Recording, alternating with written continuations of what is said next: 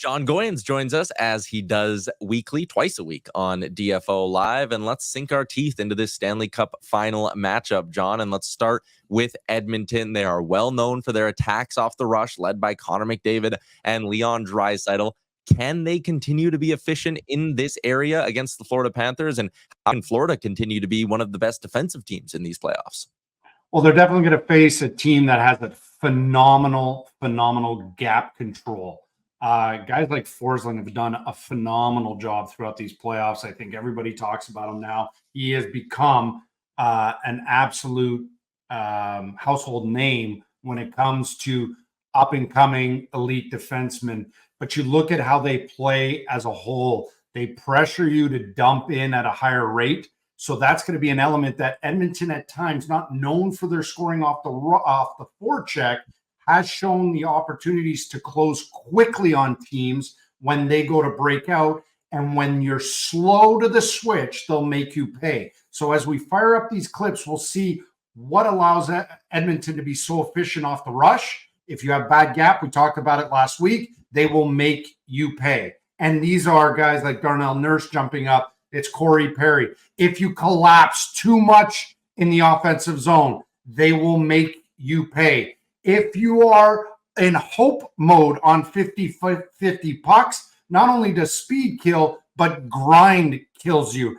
And when in doubt, they hold it, allow their guys to tag up, and then they'll press 3 deep under pressure on that forecheck, then they'll funnel. We'll pause here, okay? Oh, no, sorry, this is the last place in chase, sorry. And when you're sleeping at the switch, we'll let it roll. You cannot be sleeping on 97 when he's on the ice. Because if you go to the weak side on your breakouts, 97, low and slow, out of sight, out of mind, he will make you pay. What we'll see in these clips, what does Florida do in these situations? They have great gap, they reload, they get above pucks, and they force teams to dump more than anyone that made the Final Four. So here, Schneider's going to carry the puck. We'll let it roll. He's going to dump it in.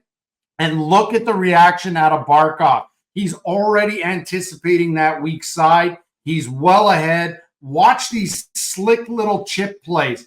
One little chip play here. Ekblad under pressure. Little chip play there. They're gone. Goalie breakouts, key. You are slow to the switch, and I have trackers. Guys are slow on the line change. They are going to stretch the ice as quickly as possible, 100 feet as quickly as possible. You want to place and chase, no problem. Great gap. Kulikov was already skating forward. You got Lindell blocking, buying time and space. They don't go to the weak side. They come up the strong side, which is not what Edmonton wants. They want them to go to the weak side. And when in doubt, if a forward sees the puck first, he gets there, and Bennett, where do they go again? They counter by going up the strong side. So Edmonton won't be able to shrink that weak side the way they did against Dallas as much. So before we get to the next set of clips, just quickly, if I'm dumbing down what the Florida Panthers do so well in their own end, it's almost like, and this is, it's going to sound like a knock against their defensemen, but it's not meant to be. It's almost like they're nameless, faceless, whatever it might be. Every guy's trying to do the same thing. Handle the puck as much as possible and chip it to the next guy that's up the ice. And that's kind of it. It's like, get the puck, handle the pressure that's coming down on you, and then move it as quickly as possible. Am I misreading it?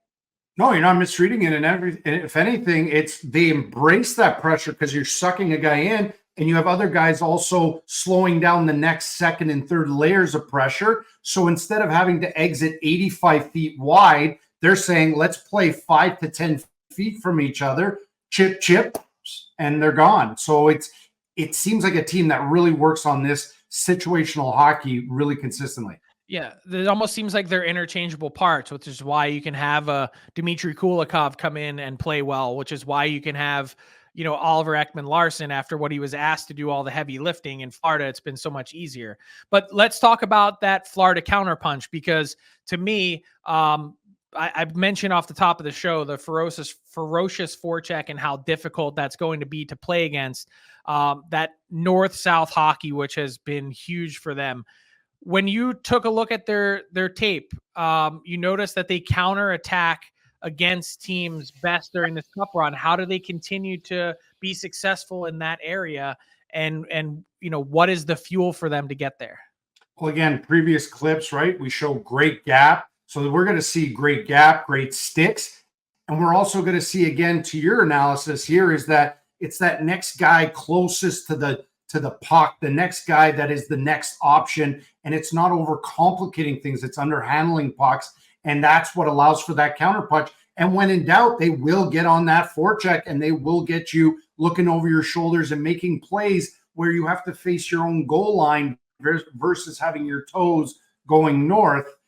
And so let's fire up these first 4 clips and we'll see great examples of great gap, great sticks, great support all the way through. This was just a terrible read. It was a counter in the neutral zone, and it's just a quick up and it's under the bar. But look at Ekblad here. He shifts his weight over, long sticks at the blue. They're really good. Now, Forsling's ready to jump on any dump-ins or if Panarin gets this. Instead, it goes the other way, and now he's ready. And this was a pretty famous or now famous zone entry, and Forsling goes from support to middle drive up the ice. Again, they stretch the ice along the walls, which creates underneath speed, and look at all this space coming right through the middle. Kick it out, and they can score from range. So lastly, little chip outs, and they're good from a long range forecheck.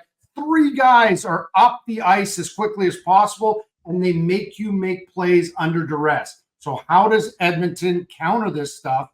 Well, they've got to be equally as patient.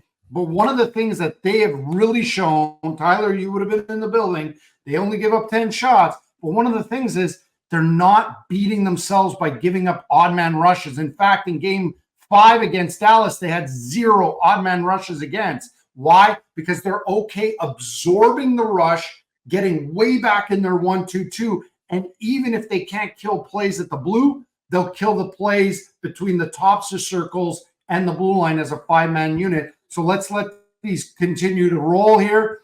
So they're coming back, long sticks at the blue line. Steer the guy east-west. Watch. They always want to go to the third guy, Dallas. And even though it goes off his skate, they created 3 one-on-ones through the entry. 1-2-2. Forwards have the red. Ds have the blue. They don't have support. They sag back to the inside, and watch how quickly. Bang. 5 guys in the pick against 3. You're not getting beat. You're not giving up odd man rushes or odd man chances. Watch the switch and the communication here. Ekholm comes across. Janmark picks it off. Boom. It's gone the other way. And they're just very consistent. At times, you press 2-3. Bit of a bad read by CC here, but they're able to recover. Why? Because they're on the same page. And that's Connor McDavid not being puck focused, not rushing, but being quick to be accurate to take away any weak side options. So this is where I think we're going to see Florida embrace more place and chase than any other series. Yeah, the place and chase, especially against certain Oilers defensemen, I think can work a lot better than others as well. So it'll be interesting to see how the matchup game works in this one. Should be a hell of a series. It's just a damn shame we got to wait 5 more days for this thing to get going. Frank? John, before you go, I need a pick from you. I'm still going with Florida. You can send back the Oilers Nation gear I sent you, and we will go from there, John. All right. Good stuff as always. Appreciate the breakdown, John. We'll talk to you later in the week. Yeah. See you guys. What's up, hockey fans? If you enjoyed that video, then you need to be hitting the subscribe button right here at Daily Faceoff. Exclusive interviews and analysis from our hockey insider Frank Seravalli, fantasy updates from Brock Sagan, and a daily live show at noon Eastern, Monday through Friday. You don't want to miss any of the fantastic content, so hit that subscribe button.